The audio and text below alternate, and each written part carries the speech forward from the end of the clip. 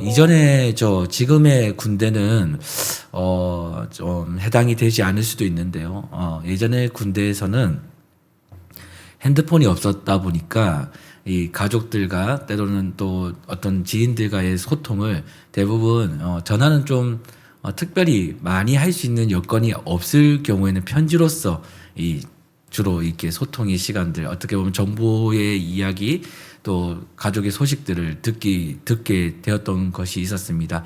그래서 이 군인들에게, 그 당시 군인들에게는 편지를 기다리는 게 굉장히 좀 큰 의미가 있었던 것 같습니다. 누가 편지가 왔다, 그리고 행정반에서 누구 편지 받아가라고 얘기가 나오는 그때 얼마나 기쁜지 몰랐던 것 같습니다. 저도 논산 훈련소 출신인데 훈련소 때 특별히 좀 그게 좀 컸던 것 같습니다. 누가 편지가 왔다라고 얘기했을 때, 제 이름이 호명되었을 때 너무 기쁘더라고요. 할아버지, 아버지, 어머니, 또 가족들, 많은 사람들이 이제 편지가 왔다고 했을 때 그걸 받으러 뛰어가는 제 마음은요, 얼마나 가슴이 벅차고 뜨겁고 막 힘이 나든지, 훈련 중에서도 막 그런 편지 한 장의 그 힘이 얼마나 큰지를 그때 깨달았던 경험이 있습니다. 그리고 오늘 제가 이 말씀을 드린 이유는 이 로마서가 그런 편지라는 것이죠. 이 로마서는 그냥 일반적인 이 교리가 아니라, 이 교리서가 아니라 사실은 하나님께서 이 바울을 통해 이제 로마에 보낸 편지인데, 어떤 편지냐? 단순히 예수 그리스도라는 한 사람의 이야기를 담은 편지가 아니라 바로 예수 그리스도를 통한 하나님의 구원의 역사, 또 복음의 역사, 그리고 우리가 그토록 기다려왔던 회복에 대한 하나님의 놀라운 능력이 기록된 편지라는 것입니다. 이 안에는 무엇이 있냐면 기쁨의 소식이 있고요, 이 안에는 생명의 소식이 있다는 것이죠. 그래서 오늘 본문 1절에 보면요, 이런 이야기가 이렇게 오늘 말씀에서 이야기합니다. 예수 그리스도의 종 바울은 사도로 부르심을 받아 하나님의 복음을 위하여 택정함을 입었으니. 바울은 먼저 자신이 이렇게 얘기합니다. 자신을 소개하는데요, 자신을 예수 그리스도의 종이라고 소개하죠. 여러분, 당시에도 그렇고 지금도 마찬가지지만 이 종이라는 말을, 또 종이라는 어떤 직책을 가지고 살았다는 것 자체가 사실은 자랑스러운 호칭은 아니었죠. 왜냐하면 그 당시 이 종이라는 것은 뭐냐면 자기의 주장과 또 자기의 권리, 또 자신에 대한 권한이 전혀 없었다는 것입니다. 되려 누군가에게 있었다는 것이죠. 나에 대한 권리와 나에 대한 주장과 나에 대한 권한은 나에게 있는 것이 아니라 다른 누군가에게 있었기 때문에 오늘 이 종이라는 말은요, 사실은 그렇게 자랑스럽지 당연히 않을 뿐 아니라 이거는 사실은 그렇게 우리 삶에서 좀 마음에 수치를 주는 그런 호칭이었다는 것이죠. 그런데 오늘 바울은 무엇이라고 합니까? 자신을 예수 그리스도의 종이다라고 그렇게 고백합니다. 아주 자랑스럽게요. 여러분, 그 이유가 있습니다. 왜냐하면 이 사도 바울이 예수님께 붙잡히는 순간 그 사실을 알게 되었던 것이죠. 이가요, 뭐냐면 세상의 종과 다르게 이 예수님의 종으로 살아가는 삶은 이상할 정도로 여러분, 말도 안 되게 이 안에는 큰 자유가 있었다는 것입니다. 세상의 권력, 세상의 돈, 또 그리고 어떤 사람의 시선에 매여 살아가는 삶이 아니죠.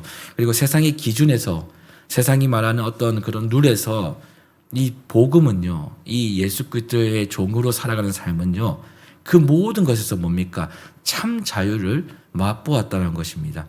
바울은 자신이 이렇게 자신을 고백하죠. 나는 또 사도로 부르심을 받았다라고 이야기해요. 이 말은 다른 말로 하면 이런 말입니다. 나는 나의 뜻으로 지금 여기 있는 것이 아니다라고 이야기해요. 오직 하나님의 부르심으로 인해 지금 여기 있다고 스스로 고백하고 있는 것이죠. 여러분, 우리가 여기 이 자리에요, 새벽마다 나오는 것, 그리고 우리가 세상의 빛 일회교회 성도가 되어서 이곳에서 하나님 앞에 예배 드리는 것, 그리고 여러분이 있는 그 가정, 그리고 여러분이 있는 그 직장, 여러분이 있는 모든 곳곳마다 사실은 여러분, 우리가 그냥 우리의 임의대로 그 자리에 있는 것 같지만 그렇지 않다는 겁니다. 이게 모든 것들이 다 하나님의 부르심 안에서 예정된 사실이고 예정된 하나님의 뜻하심이라는 것이죠. 그래서 하나님은 이 모든 것을 자신의 부르심 안에 우리를 세웠다라는 것을 오늘 사도 바울을 통해서 이야기해주고 있는 것입니다. 여기서 주님의 나라를 세워가는 이 모든 것들, 사실은 이 많은 일들을 감당하는 것들조차 나의 의지로 된 것이 아니라 오직 하나님의 부르심으로 되었다라고 사도 바울이 이렇게 고백하는 거죠. 자신의 모든 사역의 그 여정, 사역의 모든 내용들은 자신의 의지로, 자신의 노력으로, 자신의 생각으로, 자신의 어떤 큰 결단으로 되어지는 것들이 아니라 오직 하나님의 부르심으로 되어졌다라고 자신이 사도로 부르심을 받았다는 그 말과 함께 고백하고 있는 것이죠. 여러분, 이것입니다. 우리가 매 순간 여러분 이 부르심을 믿고 살아갈 때 하나님 주신 선물이 하나 있거든요. 오늘 이 사도 바울이 이걸 알고 있었던 것 같습니다. 바로 뭡니까? 그게 뭐냐면 바로 복음의 증인으로 살아갈 수 있는 힘을 주신다는 것이죠. 이 복음의 증인은 뭐냐? 바로 우리 삶에서요, 다른 누구의 삶도 아닙니다. 여러분과 부족한 저의 삶에서 하나님의 능력이, 이 복음의 능력이 나타나는 거예요. 끊임없이 나타난 겁니다. 그리고 그 복음의 능력이 나타나는데 그에 따른 도구로서 쓰임을 받는 것이죠. 이 복음의 능력이 무엇인가? 바로 이겁니다. 우리의 모든 삶에 있는 슬픔이요, 이 복음 때문에 기쁨으로 바뀌는 것입니다. 우리 삶에 있는 모든 절망이 이 복음 하나로 말미암아 다시 하나님이 주시는 만족을 누리고 다시 참 행복을 누리게 되는 것이죠. 바뀌는 것입니다. 여러분, 2절 말씀을 보면 이렇게 얘기합니다. 복음의 시작이 결코 복음의 시작이 결코 사람에게 있지 않으면 오늘 2절에서 이렇게 이야기하는 것이죠. 이 복음은 하나님이 선지자를 통하여 그의 아들에 관하여 성경에 미리 약속하신 것이다라고 이야기합니다. 복음은 여러분 누군가의 아이디어나 누군가의 철학이 아닙니다. 오래전부터 하나님께서 사람들을 통해서 약속하신 것이죠. 역사의 흐름 속에 성취된 사실을 말해주는 것이죠. 그래서 여러분 이 복음의 중심은요 오직 누굽니까? 예수 그리스도라는 것입니다. 이 3절과 4절을 보면요 이렇게 이야기합니다. 육신으로는 다윗의 혈통에서 나셨고 성결의 영으로는 죽은 자 가운데서 부활하심으로 하나님의 아들로 선포되었다라고 이야기하죠. 즉 예수 그리스도만이 하나님의 아들로 인정받았다는 것을 이야기합니다. 한마디로 여러분 예수님이 누구시냐? 바로 예수님은요 참 사람이시며 동시에 참 하나님이시라는 것입니다. 그분이 우리를 위해 십자가에 죽으시고 부활하심으로 우리에게 구원의 길을 다시 여신 것이죠.